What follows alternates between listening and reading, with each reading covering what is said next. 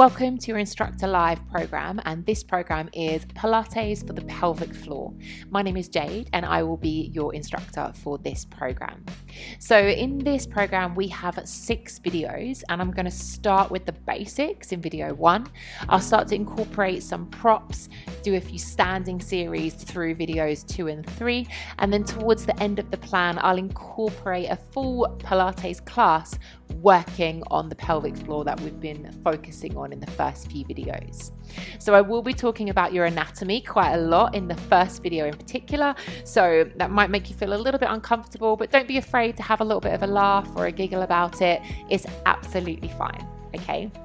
So whenever you're ready, I'm going to invite you to come into a seated pose on the ground. Okay, so if you're happy to, coming to a cross-legged seated position. If that feels really uncomfortable for the knees or anything like that, please feel free to adjust the leg placement however feels good for you. Once you're ready there, we're going to take our hands and we're going to place them into like a triangle shape. So I'm going to bring my thumbs together and the index fingers together. So I've got a little triangle. Then I'm going to place the hand, that triangle, over the belly button. The fingers are pointing down and the thumbs are pointing up. Take a moment to just make sure the shoulders are relaxed, okay, and find some length through the spine.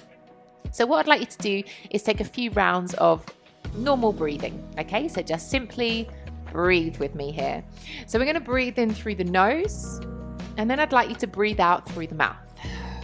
So just nice and comfortably inhaling through the nose and exhaling through the mouth. Okay, so just keep that nice natural rhythm going, just starting to slow down the breath, bringing you into this practice. And we're going to start to work on engaging our pelvic floor. So the best way that I can say to you to think about that is, as you breathe out, I want you to try and scoop everything in and up. Imagine you're stopping yourself going for a wee. So you're going to exhale and scoop everything up away from the ground.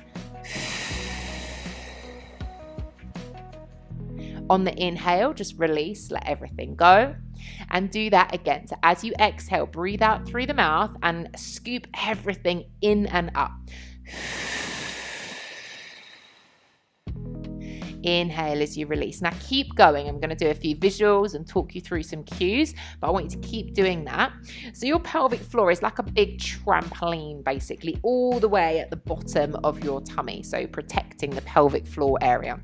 So imagine you've got like a big trampoline here, and as it relaxes, everything kind of softens and loosens. As I'm asking you to contract it, you're thinking about scooping that trampoline in and up, kind of like lifting you up from the pubic bone. Very important to learn to relax the muscle as well. As with any muscle, you can't just have it contracted all the time. You have to be able to learn how to contract and lift, and then to exhale to release. Think about your vagina and your anus. So think about those as you're scooping up and you're drawing them in towards each other and up. It's like for women, if you're sitting on the toilet, you're trying to stop yourself going for a wee. So you scoop from front to back, draw it in and then up. And that's the best way I can describe to you to scoop and hollow.